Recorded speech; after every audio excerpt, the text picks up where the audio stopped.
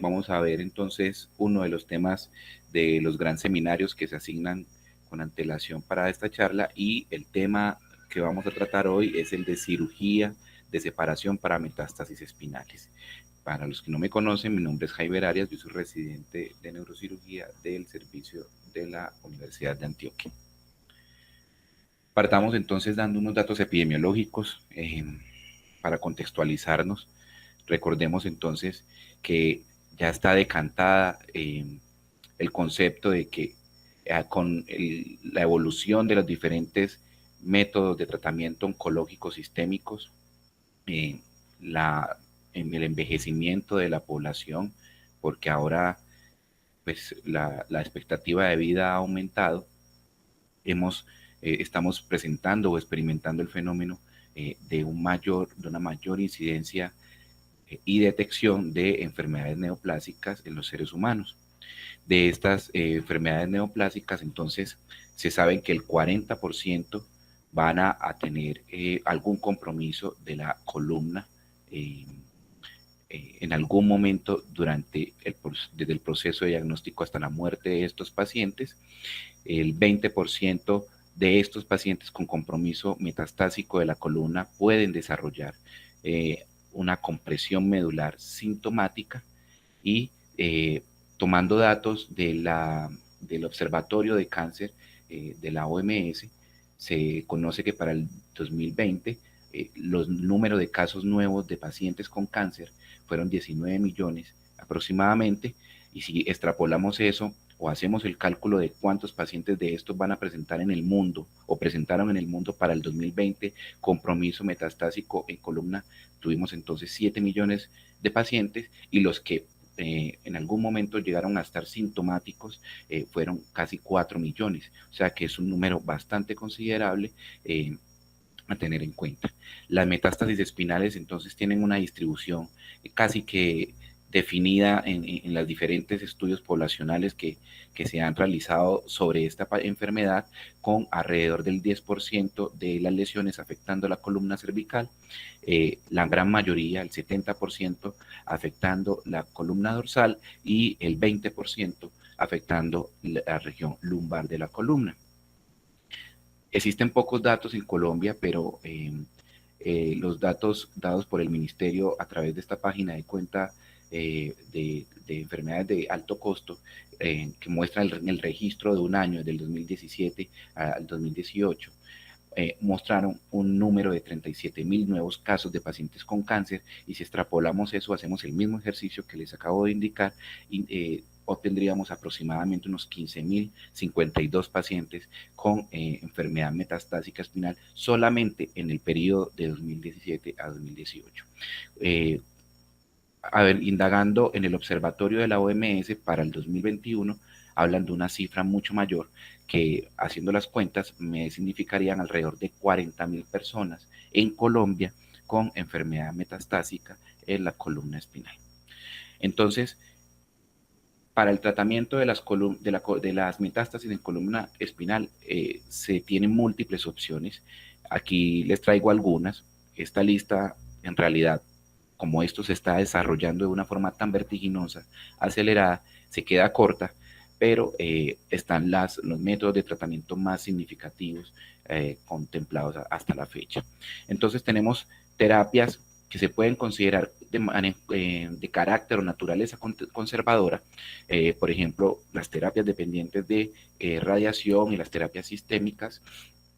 Tenemos las terapias consideradas paliativas, y entre esas tenemos entonces el tema que nos tiene reunidos en estos momentos, que es la cirugía de separación, y entre otras, como ustedes conocen, los métodos de aumentación, los métodos de descompresión simple, y el término vertebrectomía en este sentido se mueve de forma ambigua entre los métodos paliativos y los métodos excisionales o con intención curativa, ¿cierto? El de la cual, pues, el principal representante es la espondilectomía, pues, en bloque, pero dependiendo del grado de resección se pueden considerar vertebrectomías también con intención excisional. Entonces, la cirugía de separación espinal no es más que convertir un paciente que tiene, o un segmento que tiene un compromiso extenso, compresivo de la médula espinal y lograr separar la médula espinal, ¿cierto?, de la lesión tumoral que la estaba comprimiendo. Es convertir esto en esto. Listo, eso simplemente es la cirugía de separación espinal. Vamos a ahondar pues obviamente en detalles, pero para que quede el concepto es, como su nombre lo indica, separar un segmento comprimido por una enfermedad tumoral metastásica de la médula. Pero no se puede hablar de cirugía de separación espinal, que es un término acuñado o que se ha empezado a emplear desde el 2000, sin hablar en realidad del contexto de la cirugía de separación espinal. Y el contexto no es más que esto: la terapia híbrida para las metástasis espinales. La cirugía de separación espinal sola no tiene ningún sentido.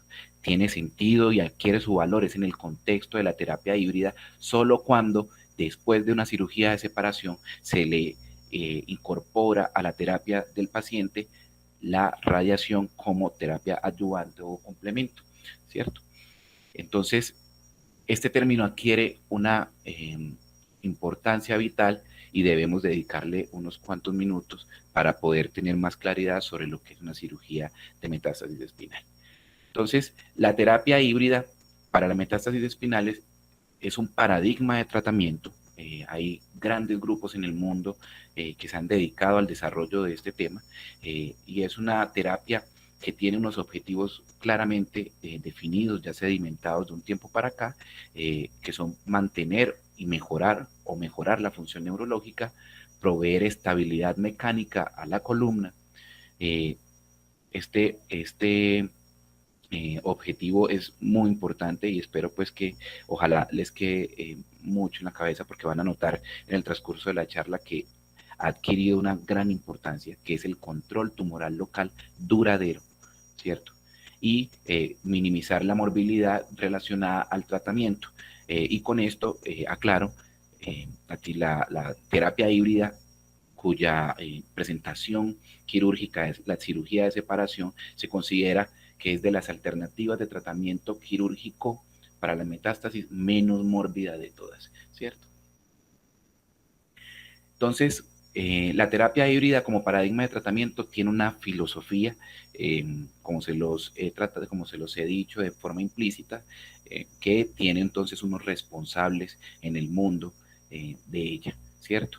Tenemos entonces grandes personajes que han promulgado o han promovido este tipo de terapias, como lo son el doctor Roy Patchell de la Universidad de Kentucky, ¿cierto? Tenemos el grupo del Memorial Sloan Kettering, encabezado por el doctor Mark Bilski, y tenemos otros representantes de este grupo del Memorial, como el doctor Laufer y el doctor Yamada. Entonces, todo parte del doctor Bilski, cuando en el 2000 publica este estudio que indica o menciona la posibilidad de descompresión circunferencial de un segmento afectado por metástasis a través de un abordaje único desde la vía posterolateral. Entonces, este señor describió un caso de alrededor de 30 pacientes, una serie de casos de alrededor de 30 pacientes, donde con intención de mejorar la sintomatología neurológica y el dolor que genera el cuadro compresivo metastásico en la médula, indicó realizar entonces un procedimiento que consistía en descomprimir la médula, pero no solamente realizar una descompresión posterior, sino también hacer una liberación ventral del saco tecal y reemplazar esta liberación o este espacio que se crea por algún componente que sirviera de soporte a la columna anterior en esa región. Generalmente era cemento óseo o metilmetacrilato. Y finalmente le agregaba entonces instrumentaciones largas, considerando algunos principios de estabilidad en estos pacientes. Él obtuvo unos resultados iniciales que fueron de los primeros motivantes de toda esta línea de la terapia híbrida. Consiguió entonces que 23 de 25 pacientes tuvieran un alivio marcado del dolor y logró también mantener o mejorar la función neurológica. Entonces, a partir de aquí, se empieza a gestar algo muy grande con respecto al tratamiento de los pacientes, pensando principalmente en ofrecer alternativas quirúrgicas poco mórbidas. Sin embargo, el estudio lanza de la terapia híbrida viene siendo este estudio que lo publicó en el 2005 el doctor Roy Batcher, que fue el estudio que permitió comparar la cirugía que el doctor Bisky ya estaba proponiendo con radioterapia versus la radioterapia sola. Entonces él realizó esta comparación de forma aleatorizada, ¿cierto? En aproximadamente 101 pacientes y obtuvo que la mayoría de los pacientes que eran sometidos a la terapia combinada de cirugía más radioterapia convencional, aclaro, eran capaces de caminar en el periodo de seguimiento, aumentando las probabilidades de que la marcha se mantuviera en alrededor de 6.2 veces, ¿cierto? Y además de eso consiguió otros resultados bastante importantes para la funcionalidad de los pacientes, que era mantener la continencia de estos pacientes. Si ustedes se fijan aquí, los pacientes del grupo de radiación tuvieron alteración de su continencia a partir del día 17 versus los pacientes de la terapia combinada que mantenían esta función mucho más. Similarmente se veía en la función neurológica dado o calificado por el score de Asia, ¿cierto? Y le agregamos otro dato a los resultados del doctor Patcher, y era que los pacientes que ingresaban con alteración de la marcha, que fueron específicamente 32 pacientes, el 62% de estos recuperaron la marcha después de la combinación de cirugía más radioterapia, versus a duras penas el 19% de los pacientes que solamente fueron sometidos a la radioterapia, sin mencionar la necesidad o sea, la capacidad de lograr bajar las dosis de corticosteroides y de opioides en estos pacientes. Este estudio requirió ser detenido por criterios pues definidos por el mismo grupo de trabajo, al ver la marcada diferencia que se obtenía en los desenlaces en los pacientes que recibían terapia combinada versus solamente radioterapia. Para el 2013, el doctor Ilian Laufer publicó algo similar a lo que ya se venía trabajando con el doctor Patchell, pero le agregó lo que le faltaba al trabajo anterior, que era principalmente la recurrencia local de la enfermedad una vez se aplicaba la terapia híbrida. El doctor Patchell tuvo que acabar, como les mencioné, el tratamiento, el estudio lo tuvo que detener por criterios internos. Entonces el estudio no tuvo un seguimiento a largo plazo, no fue mayor de 5 meses. En cambio, en este caso, tuvimos hasta 66 meses de seguimiento, y ese estudio del doctor Laufer, también del grupo del Memoria, logró dilucidar que la aplicación de radioterapia en esos pacientes en diferentes modalidades, fuera en fracción única, en varias fracciones, hipofraccionado en dosis altas, o en la modalidad de hipofraccionado en dosis bajas, todas eran capaces de mantener de una manera significativa el control local del tumor en estos pacientes. Obviamente resaltando el gran efecto que se obtenía cuando se aplicaba la terapia de altas dosis y la terapia de altas dosis en fracción única, en donde se obtenían resultados o control o recurrencia local menor del 10% para dosis única de altas dosis, o menor del 5% cuando teníamos hipofraccionada a altas dosis. El estudio previo que hizo algo similar, aparte del doctor Patchell, fue ese estudio de ClickCamp, que es un estudio de Hannover del 98, y claramente dilucidó o permitió identificar que la combinación de la terapia con la radiocirugía en particular tenía un efecto muchísimo mayor o mucho más marcado en la recurrencia local que la utilización de la radioterapia convencional. Y el doctor Yamada, también del grupo del Memorial, aportó en el 2017 este estudio también con el doctor Bielski y el doctor Laufer, donde tomó alrededor de 811 pacientes. Si ustedes se fijan aquí, casi todos, la gran mayoría de sus pacientes con tumores de histología radioresistente, como lo vemos acá, y él permitió definir que las altas dosis de radioterapia permitían control local a largo plazo, mucho más a largo plazo que el estudio anterior del doctor Laufer, a 48 meses de seguimiento. Este estudio se realizó en pacientes, aclaro, sin cirugía de separación, pero permitió dejar sentado que las altas dosis de radiocirugía son vitales para el control local a largo plazo. Entonces, este estudio en particular, para la mayoría de los autores que escriben sobre el tema, los ha obligado a mencionar que debemos tratar de cambiar la mentalidad de simple y llanamente paliativo como el objetivo o la intención de la terapia híbrida, a pensar más en control tumoral local a largo plazo. Y este concepto también hay que mencionarlo para completar lo que es la filosofía de la terapia híbrida, y es el concepto de la radiotoxicidad o de los órganos en riesgo de radiotoxicidad. Esto viene definido hace mucho rato por los estudios RGOT, que son estudios de radioterapia en oncología, y pues como ya algunos lo sabrán, se ha indicado que la columna o la médula espinal es el órgano más sensible a la radioterapia de todos, permitiendo definirse una radiosensibilidad menor en comparación con los otros órganos de 17 grays, o el 10% pues, de la dosis máxima de la radioterapia cuando se hablan de 24 grays.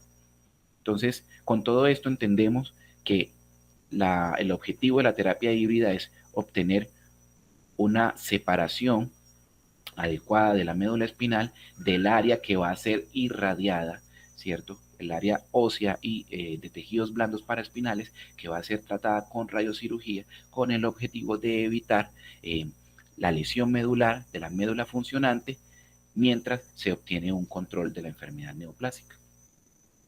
Pero entonces, ¿qué tipo de pacientes son candidatos a recibir terapia híbrida o a pensar en encaminar en este proceso de la cirugía de separación?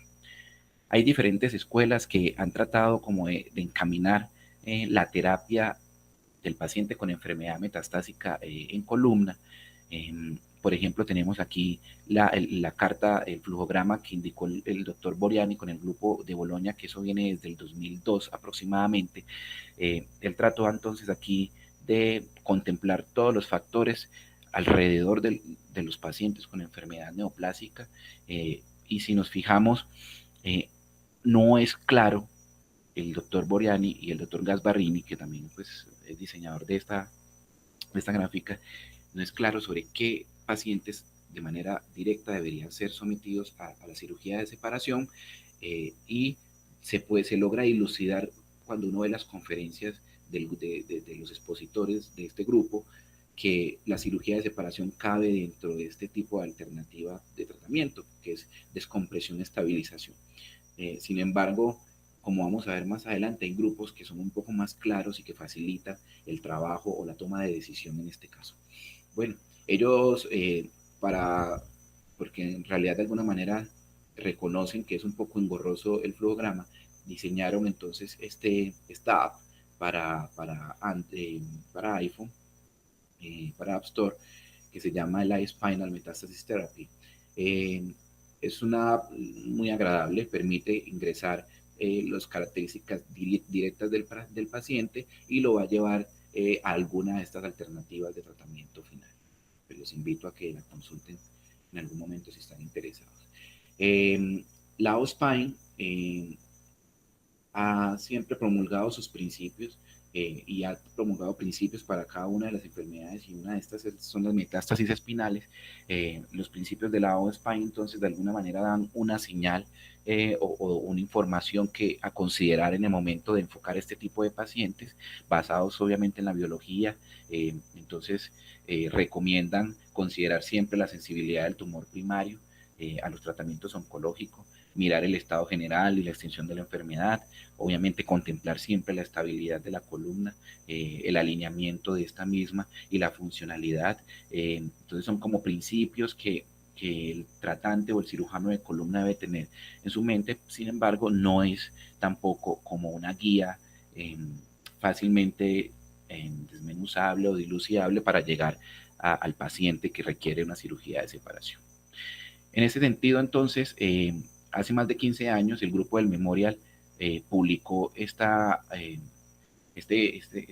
serie de frases o esta recomendación que agrupó entonces en 4 siglas, que es la recomendación NOMS, en donde la N habla del componente neurológico, la O de la parte oncológica, la M del estado mecánico o la estabilidad mecánica y la S de la enfermedad sistémica o las comorbilidades de los pacientes. Este grupo entonces facilita el manejo o el enfoque de los pacientes con enfermedad metastásica y nos da mucho más señal sobre cuándo el paciente puede requerir una cirugía de separación. Entonces, arrancamos hablando del estado neurológico y oncológico. El estado neurológico es, en pocas palabras, tener o identificar en el paciente alteraciones medulares que se manifiesten con mielopatía o compromiso radicular y aplicar la escala de Bilski o la escala de compresión del espacio epidural, que es una escala imaginológica ya validada en resonancia, donde tenemos 4 estados, desde el 0 al 3, y donde el 0 y el 1 son estados donde no hay compromiso medular, como se marca aquí de gris, están completamente por fuera, aunque en el estado 1 puede estar comprometiendo el canal, sin, aclaro, compromiso medular. Pero cuando ya tenemos un desplazamiento de la médula con conservación de líquido o tenemos una compresión con estrechez absoluta del espacio del canal medular, entonces tenemos una compresión de mayor grado. Estos grados de compresión entonces se dividió en compresiones de bajo grado y de alto grado, si son 0, 1 o 2 y 3 respectivamente. Y del estado oncológico nos limitamos a definir la radiosensibilidad, y esto se hace con criterios de radioterapia clásica, claro, la radiosensibilidad de la lesión primaria. Bueno, entonces este grupo y el grupo AO han agrupado las diferentes histologías en tumores radiosensibles, que son los que ven en esta zona superior, que son los linfomas, mielomas, seminomas y los tumores de mama. Estos se consideran tumores moderadamente sensibles, pero con fines de la aplicación de la sigla NOMS, se considera entonces radiosensible. Y los radioresistentes, entonces, son los que les estoy mostrando abajo. Entonces, contemplando estos dos componentes del NOMS, logramos obtener ya información que nos va a permitir definir si este paciente que tenemos enfrente requiere una cirugía de separación o no. Entonces, si estamos ante un tumor radiosensible, sin importar el grado de compresión, el grupo del Memorial ha indicado que tienen buenos resultados cuando aplican radioterapia convencional a 30 grays en 10 fracciones, sin necesidad de ningún tipo de intervención quirúrgica. Cuando tenemos ya una lesión radioresistente, pero con una lesión vertebral imaginológica que no comprime la médula o de bajo grado, basta con radiocirugía a dosis única de 24 grays. Sin embargo, cuando ya nos encontramos ante tumores radioresistentes con un efecto compresivo importante sobre la médula, ya vamos a avanzar en la terapia y tenemos que agregar la posibilidad de descompresión medular a través de una cirugía de separación y posteriormente dar terapia con radiocirugía a esta región. Este es un flujograma también, pues, con una organización distinta del grupo NOMS, donde vemos que entonces si tenemos un paciente con una lesión de alto grado, una compresión de alto grado, y así esté o no esté mielopático, y si tenemos una lesión radioresistente o que has recibido irradiación previamente, este paciente se puede considerar candidato a cirugía de separación. Sin embargo, este punto es importante y no deja de ser una intervención quirúrgica con riesgo de morbilidad. Entonces se hace la siguiente pregunta sobre el estado sistémico. ¿El paciente es capaz de tolerar la cirugía? Esto hay que tenerlo presente siempre al momento de definir estos dos componentes, no olvidar el estado basal del paciente, y si es un paciente que puede tolerar la cirugía, se puede recuperar de este y se puede reincorporar a la terapia oncoespecífica. Pero entonces, ¿qué pasa con la estabilidad o con el componente mecánico del NOMS? Que si nos fijamos aquí, ninguno de de las componentes de la estabilidad mecánica nos lleva a la cirugía de separación. La explicación a esto, a pesar de que en el NOMS, si ustedes revisan el tema, está la escala SINS, que es la escala que nos permite dilucidar la inestabilidad en una enfermedad neoplásica. Los desarrolladores del NOMS dan una explicación muy sencilla a esto, y es que si tenemos una enfermedad metastásica compresiva en un segmento medular, ya de entrada tenemos, aplicando los principios de estabilidad de 3 columnas de Dennis, tenemos un compromiso mínimo de las 2 columnas anteriores. Y como bien se los indiqué, la cirugía de separación es una cirugía que se realiza con un abordaje posterior o posterolateral, que es una cirugía descompresiva circunferencial. Al agregarle la cirugía, le agregaríamos una lesión del tercer componente o la tercera columna de la teoría de Dennis. O sea que induciríamos una inestabilidad iatrogénica en estos pacientes, por lo que la estabilidad al momento de definir la cirugía de separación no es un componente importante a considerar, dado que todos esos pacientes se consideran potencialmente inestables o inestables. Listo. En cuanto a la S de sistémico en la enfermedad metastásica, es importante entonces definir perdón, estos componentes, la extensión de la enfermedad, y eso nos lleva o nos obliga a tener una estadificación clara, específica, según la histología del tumor primario que afecta al paciente, ¿cierto? Haciendo la salvedad o reconociendo que una alta carga tumoral metastásica hepática es de los factores de riesgo perioperatorio más importantes. Listo. Las comorbilidades médicas de los pacientes también son importantes considerar, y específicamente para el neurocirujano, indagar siempre por el estado nutricional del paciente.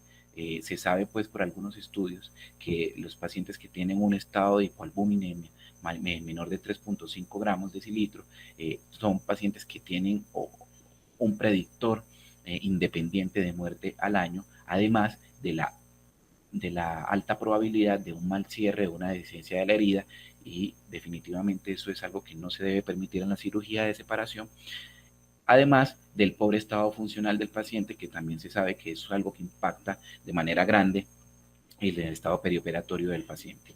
Y la supervivencia esperada es sin duda también uno de los elementos a considerar. Esto en estos momentos está todavía en el limbo, porque antes se consideraban diferentes escalas, como la escala de Tomita, Tokuhashi y la de Bauer, para definir la sobrevida del paciente y saber si ese paciente pues amerita algún tipo de tratamiento quirúrgico dependiendo de su sobrevida. Sin embargo, la identificación de nuevos marcadores moleculares, y aquí entra a jugar un papel importante el oncólogo, ha cambiado el estado pronóstico de estos pacientes. Entonces, de los componentes del NOMS, la S es el componente que requiere una integralidad y la formación de un equipo dado por neurocirugía o cirujano de columna, el oncólogo y el anestesiólogo. Entonces, hablemos del procedimiento de la cirugía de separación. Esto no tiene pues nada de diferente en sus fases iniciales a una cirugía de abordaje posterior para artrodesis o para manejo pues de trauma o enfermedad degenerativa. Listo. La vía, la posición del paciente es una posición en prono. La vía, como se los indiqué, es una incisión por línea media con una disección superióstica, ¿cierto? Recomiendan entonces a todos los pacientes de manera estándar la colocación de la sonda Foley, mínimo una arterial, pues por el riesgo de sangrado intraoperatorio. Si el paciente lo amerita y esto queda a criterio del cirujano, realizar monitoreo neurofisiológico intraoperatorio y pues hacer una adecuada localización del nivel de la lesión. Entonces, las más frecuentes, como habíamos mencionado, en los pacientes con enfermedad metastásica son las que comprometen la región torácica. La descripción que voy a hacer a continuación casi que aplica para toda la región de la columna, desde el tórax hasta la región lumbar.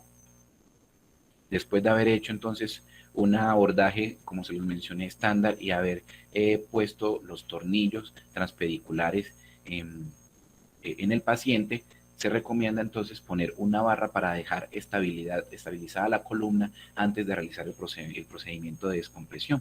Entonces, a partir de aquí se va a realizar entonces una laminectomía y una pediculectomía, ¿cierto? Se va a encontrar entonces la médula, si llegamos al nivel que era, desplazada, comprimida, como ya lo esperamos, listo. Vamos a hacer entonces una disección, una adecuada exposición del pedículo y una disección adecuada de los tejidos en esta ubicación, específicamente identificar las raíces nerviosas para posteriormente ligarlas si estamos en la región torácica.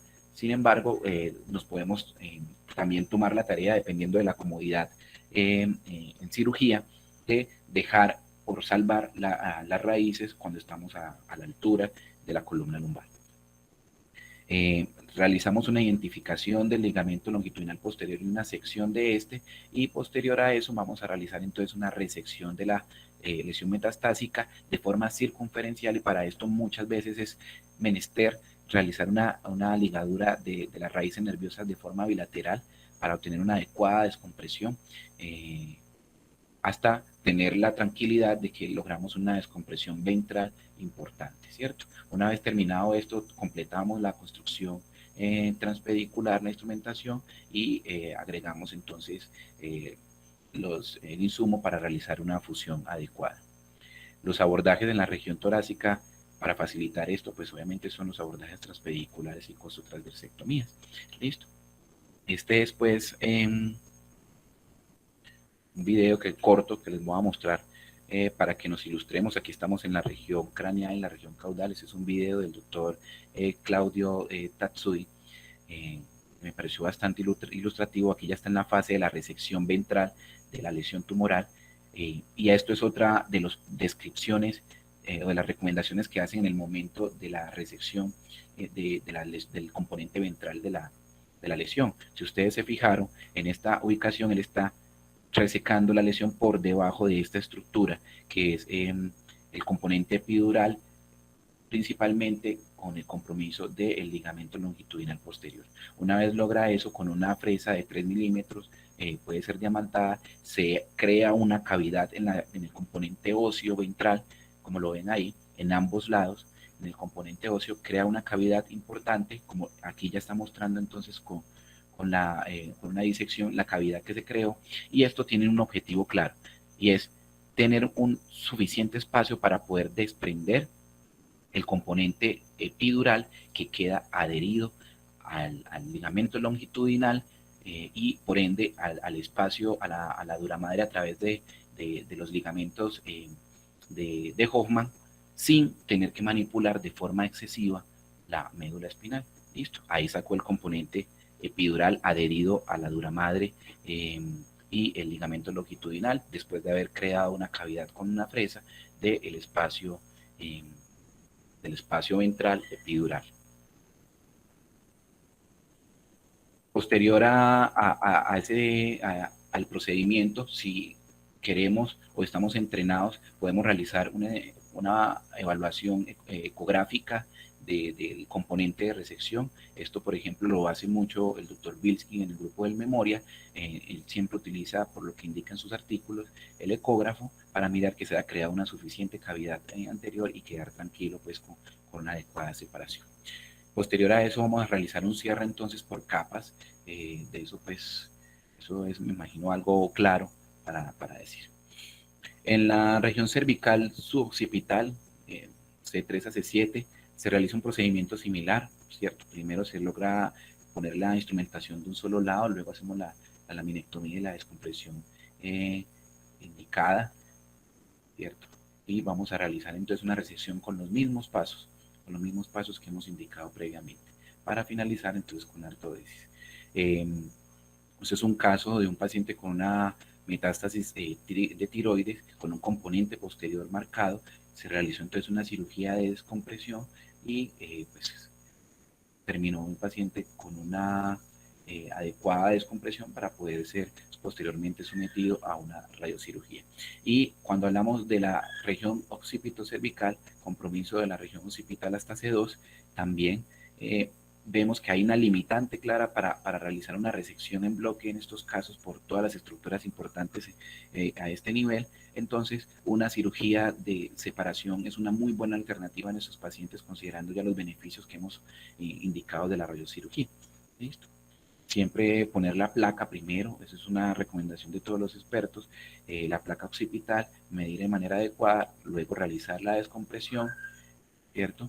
Hacer la artrodesis, como bien lo sabemos, de las vértebras de la región occipito-cervical y terminar la construcción entonces como una cirugía convencional de una fijación occipito-cervical, cuidándonos siempre de mantener adecuadamente el horizonte del paciente y no agregarle morbilidad por una mal posición en el momento de la fijación de estos pacientes. Este es un caso de una metástasis de riñón, un paciente que se realizó una descompresión, como lo vemos acá, tiene una lesión tumoral anterior, se le realizó una descompresión solamente posterior, se hizo una cirugía de separación y se hizo una fijación occipito-cervical. Estas son las imágenes del paciente ya después, un año después de haber recibido radiocirugía. Es evidente la mejoría del volumen de la lesión y del espacio medular a este nivel, como lo vemos acá. O sea, la moraleja de esto ahí es, en ocasiones no es necesario ser tan agresivo, ni tampoco desechar la posibilidad de que esos pacientes pueden tener una oportunidad de mejoría si le realizamos una adecuada intervención. Hay técnicas de mínima invasión recomendadas para estos pacientes. Este es el flujograma del doctor Barcilay sobre el manejo o la utilización de la mínima invasión en los pacientes con metástasis espinales, y la cirugía de separación se queda en este punto, en el paciente que tiene una fractura por compresión vertebral y si requiere resección. Estos pacientes entonces se pueden manejar con instrumentación percutánea y realizarle abordajes mini open para una descompresión como lo vemos acá. Listo, o sea, se pueden hacer muy buenas descompresiones en estos pacientes con abordajes tubulares como lo vemos acá. Un abordaje tubular bien posicionado permite también entonces lograr una muy buena cirugía de separación en estos pacientes. Pero entonces aquí viene la novedad al respecto en las técnicas de mínima invasión, y en esto el mayor expositor es el doctor Claudio Tatsui, que desde hace aproximadamente unos 7 años viene promoviendo la utilización de la terapia térmica intratisular en los pacientes que tienen enfermedad metastásica compresiva, con el objetivo de realizar un abordaje sin necesidad de incisiones grandes, ¿cierto? Esta es una técnica que requiere la utilización de un resonador intraoperatorio, como lo vemos aquí. Aquí le estamos poniendo la antena. Esos pacientes, a través de la guía magnética y resonador intraoperatorio, van a requerir la implantación de 3 electrodos al nivel de la lesión tumoral que se va a tratar. Se utilizan unos sensores para mirar la temperatura que va a sufrir la médula. Entonces aquí, como lo vemos en la gráfica, se utilizan 3 sensores hacia la cara medular, como lo vemos acá, para no superar el umbral de tolerancia de la médula o de la caudequina, que es de 50 grados. Y el sensor que va hacia el lado o hacia la cara de la lesión tumoral, que puede llegar incluso hasta 90 grados.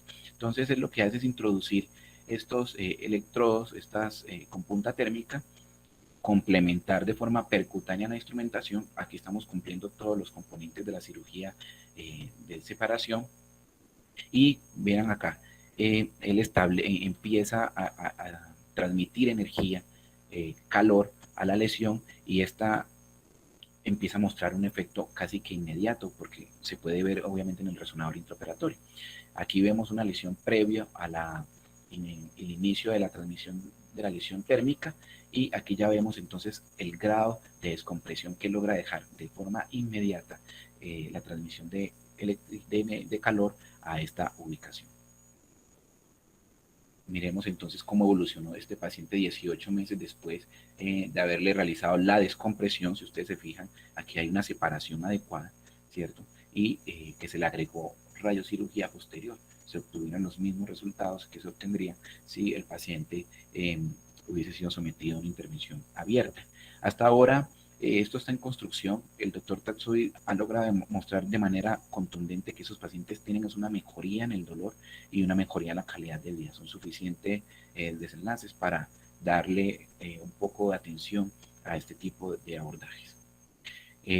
A través de este código QR, pues a los que no están familiarizados pueden ingresar a la sesión de tumores metastásicos de la OSPI. Ahí hay mucha información que nos puede ilustrar un poco más sobre la clasificación del grupo del Memorial, sobre qué es lo que hacemos con los procedimientos quirúrgicos. Les queda entonces para la grabación. Una vez el paciente ha sido sometido a la cirugía de descompresión, se somete a la simulación para la radiocirugía. Esa se puede realizar en los primeros 3 días. Sin embargo, la radiocirugía no se realiza antes del mes, o sea, de las 4 semanas. Listo. Aquí hay entonces algunos conceptos importantes a considerar. No vamos a ahondar en esto porque es más de interés obviamente del radiocirujano o de los que se dedican pues más a esta área. Pero entonces ellos son claros, los autores son claros en indicar que existe el concepto de volumen tumoral macroscópico, que es lo que queda de tumor después de realizar la cirugía de descompresión, ¿cierto? Y es lo que se puede ver en resonancia particularmente. Y aquí viene entonces un concepto importante a aplicar en los pacientes en el momento de realizar la resección circunferencial o la cirugía de separación. Y es que si vamos a realizar una construcción de la columna anterior, vamos a poner un soporte, ojalá no sea un soporte no sea un cilindro telescopado, no sea un soporte de titanio que nos pueda interferir con la realización de la resonancia postoperatoria. Por lo mismo, entonces se recomienda utilizar cemento, o sea, polimetilmetacrilato, o utilizar mallas de titanio, pero obviamente estas tienen un menor componente metálico y permiten hacer una adecuada resonancia. Existe entonces lo que se llama el volumen clínico del tumor, que es en pocas palabras el resultado de la fusión del tumor preoperatorio y el residuo que haya quedado, o sea, la imagen postoperatoria. Aquí lo que se trata de cubrir, como lo muestra la línea verde, es lo que se puede considerar como siembras microscópicas tumorales, para que no se nos escape entonces en la terapia de radiocirugía. Y finalmente, la planificación del volumen objetivo, que no es más que 2 milímetros más del volumen clínico del tumor. Estos 2 milímetros más son importantes, por lo mismo no se nos puede olvidar que la cirugía de separación debe permitir que se aplique esto. O sea, debemos dar una separación entre 2 y 3 milímetros para que se pueda dar de manera adecuada la planificación del volumen objetivo. Esto es un ejemplo entonces de una radiocirugía después de una cirugía de separación. Vean cómo tenemos una adecuada separación de la médula y del saco de la dura madre, marcado aquí por las líneas negras, y cómo el volumen de planificación, que es el marcado por la sombra amarilla, está lo suficientemente alejado de la médula con baja posibilidad de lesionarla. Sin embargo, si realizamos una descompresión insuficiente, como lo vemos acá, cuando se aplica el volumen de planificación, este va a estar muy cercano o incluso invadir el área de la médula, aumentando la posibilidad de una mielotoxicidad o radiación.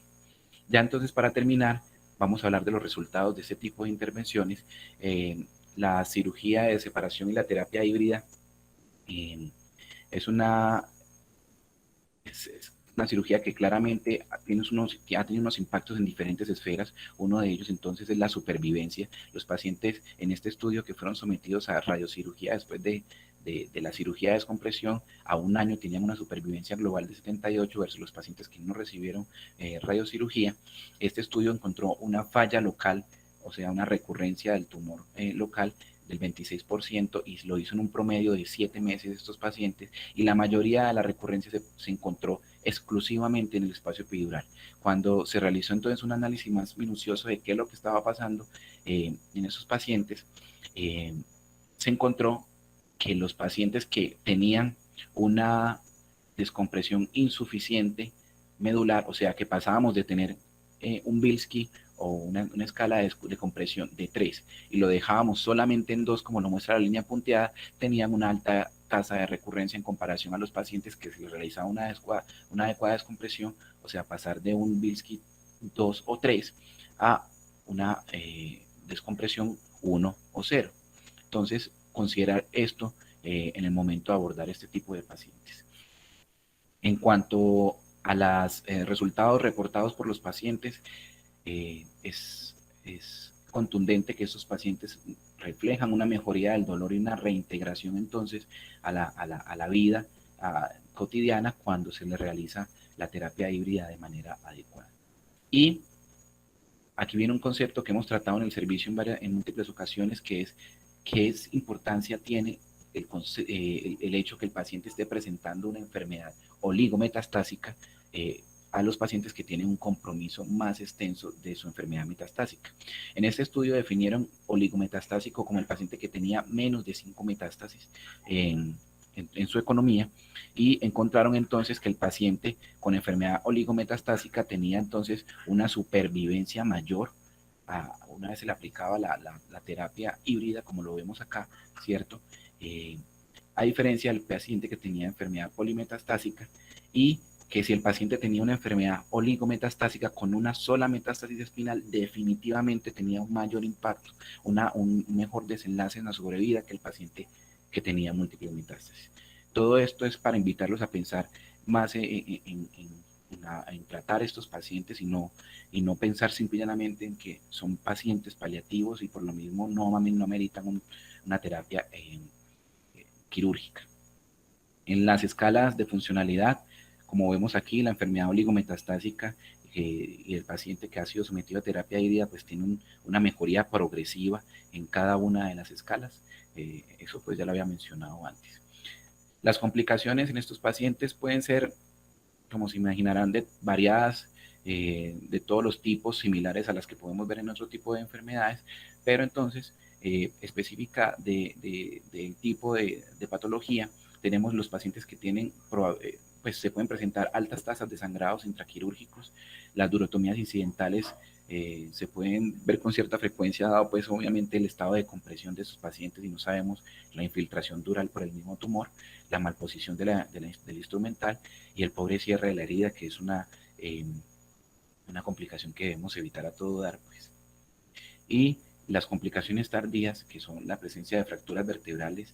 Estamos obviamente ante una enfermedad debilitante del hueso, y además de eso, el tratamiento, que es la radiocirugía, también puede inducir debilidad de las estructuras óseas, induciendo fracturas tardías, la falla del material por la misma debilidad en pacientes mal alimentados, en quimioterapia, desnutridos, y la pseudoartrosis, que en realidad la necesidad de cirugía para la corrección de pseudoartrosis en estos pacientes es muy bajita.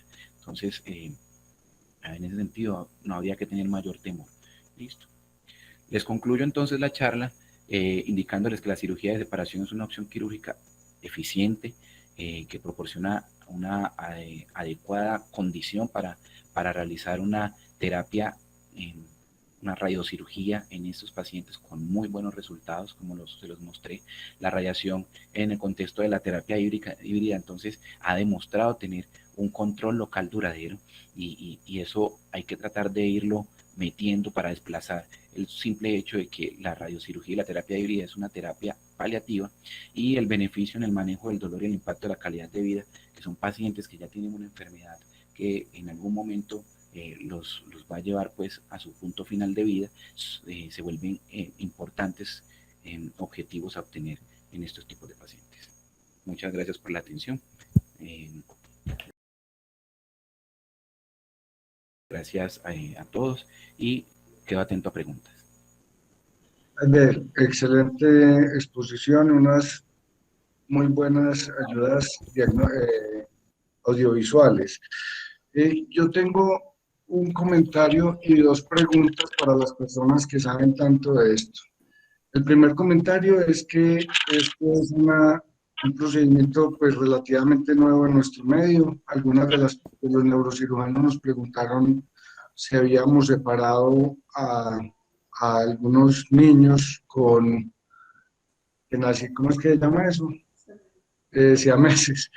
Entonces esto es una cosa relativamente nueva, pero el comentario mío viene hacia lo siguiente, y a mí me parece que aunque tenemos unas escalas muy bien definidas, el SIMS, el NOMS, todo eso, creo que fallamos en el sentido común, y es que esta cirugía, su nombre lo dice, cirugía de separación, aparentemente es una cirugía pequeña, realmente es una cirugía muy grande, y muchas veces vemos que operamos pacientes que están muy enfermos porque aunque el NOMS nos dice que son quirúrgicos, el paciente está muy enfermo y entonces lo que hacemos es probablemente prolongarle un sufrimiento que el paciente no merecía.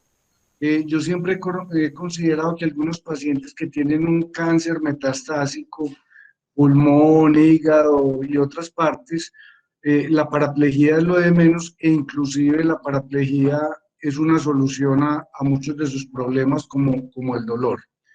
Y las dos preguntas que quiero hacer es, Jaiber, es, ¿la cirugía de separación depende de la histología o no? ¿O solamente con 3 milímetros es suficiente independiente de la histología del tumor? Y la segunda pregunta que tengo es, en caso de que no tengamos radiocirugía, la radioterapia convencional produce un efecto favorable o en ese caso no vale la pena hacer una cirugía de separación. Eh, Profe, si lo pensamos, le voy a responder la primera pregunta. En teoría, la cirugía de separación indica solamente obtener un espacio de 3 milímetros entre la médula y, el componente tumoral óseo y paraespinal, sin importar obviamente la histología. Sin embargo, los tumores que se consideran radioresistentes sin duda pues son los que nos llevan a realizar este tipo de intervención, porque son los tumores que van a requerir altas dosis de radioterapia a través de radiocirugía. ¿Listo?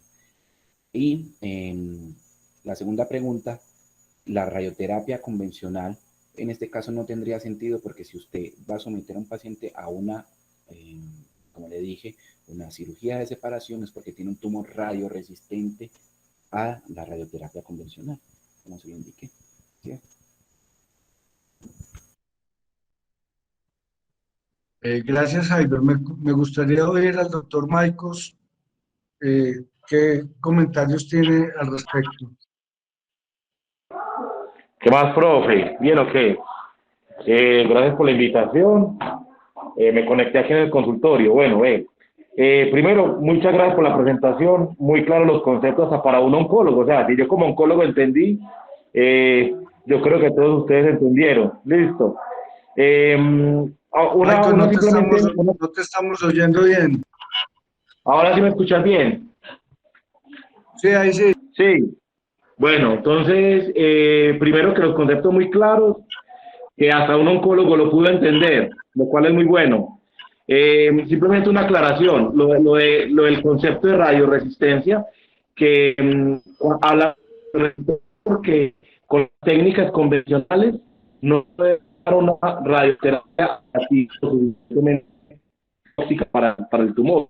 Ahora, técnicas modernas, ya hablamos de radioresistencia relativa, nosotros tocaba un PBRT, que puede ser una de radioterapia, y digamos, por eso ya el término de radioresistencia va a ser algo relativo. Dependiendo de la disponibilidad de la radioterapia que tengamos en el centro donde trabajamos, obviamente, ¿no?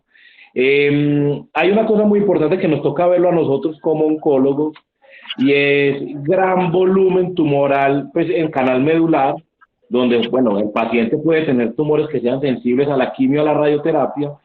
A veces nos olvidamos que la respuesta se puede demorar varias semanas, ¿cierto? En el caso de la quimioterapia, o varios días en el caso de la radioterapia. Entonces, si vienen algunos tumores que dentro de la clasificación caben dentro del diagnóstico de sensibles al tratamiento, a veces mientras esperamos a que la terapia instaure su respuesta, el paciente puede quedar eh, que digamos es el principal. Si bien recuerde que tenemos que sigue caminando. Eh,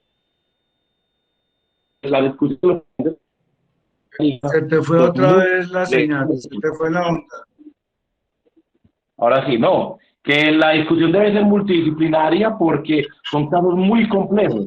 Ojalá llegara siempre el caso que sea fácil de tomar la decisión, depende, como les digo, de la disponibilidad de radioterapia. Nada hacemos con una cirugía de separación si no hay radioterapia de forma oportuna. Es perder la cirugía, ¿cierto? Un gran esfuerzo que hacen ustedes y por eso siempre la discusión debe ir de la mano del especialista de radioterapia.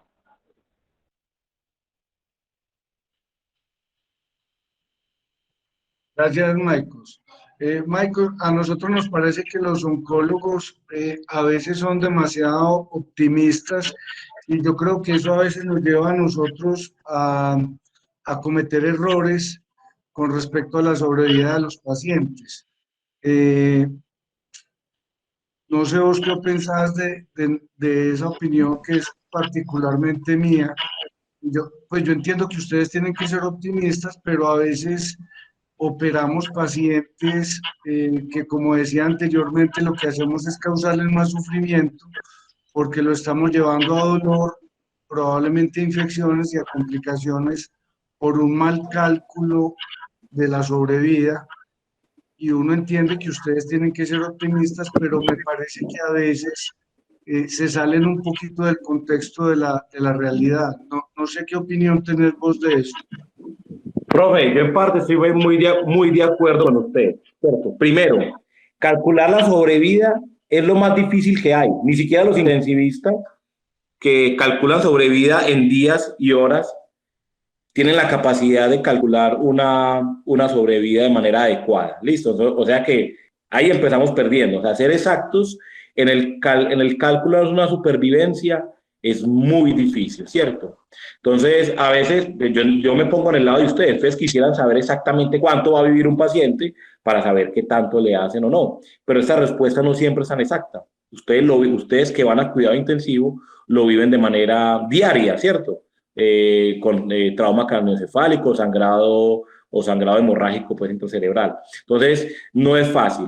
Segundo, me parece que la forma más interesante para que los oncólogos entendamos qué es lo que ustedes tienen que hacer es enseñando. Y yo, por ejemplo, hoy aprendí una cantidad increíble. Pues a uno en el fellow de oncología, pues uno medio ve un video en YouTube, medio le ponen a uno una presentación con fotos, pero poder entender el esfuerzo quirúrgico que implica tener que inestabilizar una columna que antes estaba, una vértebra que antes estaba estable, eso solamente se logra estudiando y escuchando de los que saben. Entonces, ese tipo de discusiones es lo que uno quisiera ahora. La virtualidad no nos ha permitido la discusión de los pasillos, que a veces es más importante que cualquier otra cosa. La discusión en la sala de hospitalización la hemos perdido y uno poder entender qué es lo que le toca hacer a ustedes y ustedes poder entender qué es lo que necesitamos nosotros es más difícil con este cuento de la virtualidad. Entonces, profe, yo en parte sí estoy de acuerdo con usted, ¿cierto? O sea, si nosotros supiéramos exactamente qué es lo que implica decir opérelo, porque el opérelo no termina ahí, el opérelo tiene unas consecuencias que usted ya me listó varias, es importante. Pues los que hemos tenido oportunidad en rotar en instituciones oncológicas en el mundo, así sea por tiempos cortos, sabemos que esta discusión ellos la viven día a día, hasta en los casos sencillos, ¿cierto? Hasta los casos entre comillas que consideramos sencillos, lo discuten en rondas conjuntas donde se toman decisiones y se explica qué es lo que quiere el otro y cuál es la implicación. La biología molecular del cáncer, profe, como has visto, esto viene a pasos gigantes. Entonces es imposible, léeme un artículo hoy y que el otro año siga válido, hablando de biología y de pronóstico. Entonces, en ese sentido, tenemos que volver a la ronda de sala. Esperemos que nos vacunemos rápido. Gracias, Maicos. Yo sé que Gustavo tiene mucha experiencia con la cirugía de separación. Yo quiero que nos dé su comentario. Probablemente final, porque no veo que nadie ha levantado la mano. Pues no, Nacho, Yo levanté la mano. no, ojalá, ojalá tuviera mucha experiencia, pero bueno, ahí intentamos cada vez enfocar mejor los pacientes con cáncer, que es digamos que es una obligación y una falencia pues que hemos tenido históricamente en nuestro medio en que manejamos los pacientes con cáncer desde un punto de vista, lo he dicho siempre, muy neurológico, pero se nos olvida el enfoque oncológico o no le damos importancia o no lo aprendemos. No, básicamente para puntualizar lo que preguntaste ahora, está claro que cirugía de separación únicamente se habla en tumores radioresistentes y se refiere básicamente a los pacientes que van a ser sometidos a radiocirugía. El término de separación surgió, Heiber lo habló, pero digamos que quedó ahí como un poquito oculto.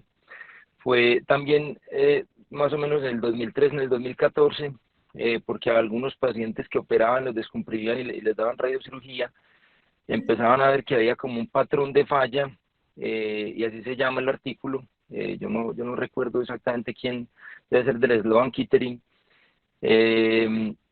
Entonces hablaban de patrones de falla en pacientes con tumores radioresistentes que recibían radiocirugía, y el patrón de falla siempre era en el espacio epidural o en los pedículos. Entonces, de ahí fue donde surgió realmente la necesidad de hacer una buena cirugía de separación que implica remover todo el tumor epidural, como lo explicó muy bien Haider, y remover los pedículos, que es donde normalmente también se alojan células tumorales y que por la cercanía al saco o a la médula no reciben la suficiente dosis de radiación. Una cirugía de separación no es una laminectomía y una artrodesis, o sea, definitivamente hay que tener, digamos, buen entrenamiento o intentarlo hacerlo cada vez más, buenos abordajes posterolaterales.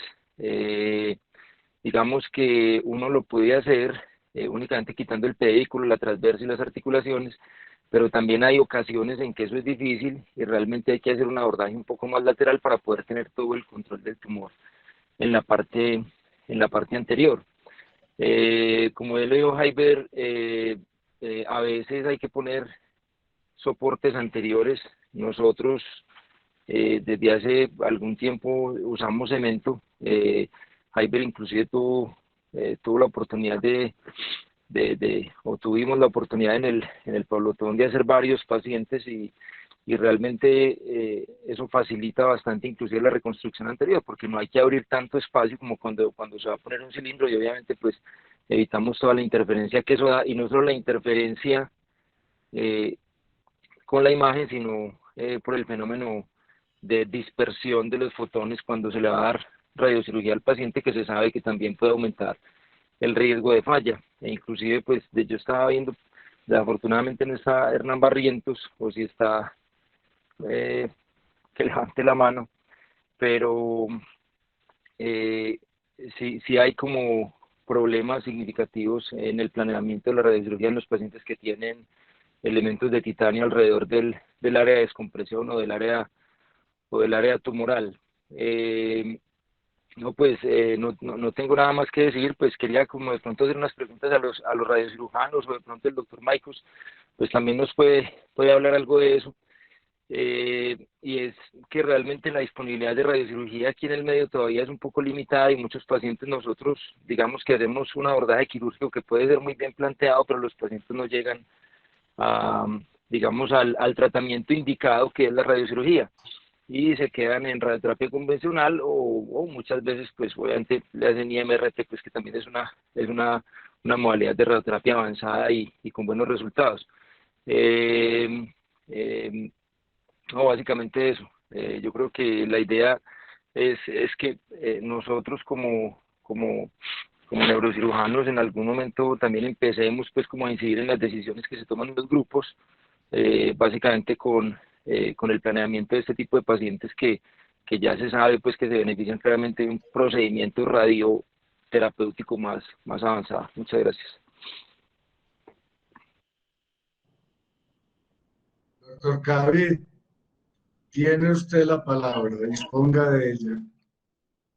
Gracias, ya estaba escribiendo aquí un texto largo porque sí, no voy a tener la oportunidad de hablar, ya todo el mundo se está yendo y yo también ya casi que me voy, pero me pareció una conferencia muy buena, no solamente porque se hizo bien, sino porque expone formas de tratamiento nuevas de las que prácticamente no se habla, especialmente de la importancia de la radiocirugía, unas veces combinadas con la cirugía y otras veces la cirugía solamente como una opción. Y también porque muestra que hay tratamientos diferentes como la terapia térmica, que indudablemente que va a ser muy difícil de tenerla, pero si hay neurocirujanos que intenten hacerlo, poco a poco se logrará eso. Y de otra parte, ya sí, lo de la sobrevida. Claro, Ignacio, que es muy difícil saber cuál es la sobrevida de los pacientes, especialmente si pensamos que las sobrevidas publicadas en otros sitios son las que vamos a tener. Tenemos que partir de conocer las sobrevidas nuestras para poder decir, aquí, esto es lo que nos están sobreviviendo los pacientes y no seguir soñando con los resultados de otras partes. Y así sí se les dice a los oncólogos, es que ustedes son muy optimistas.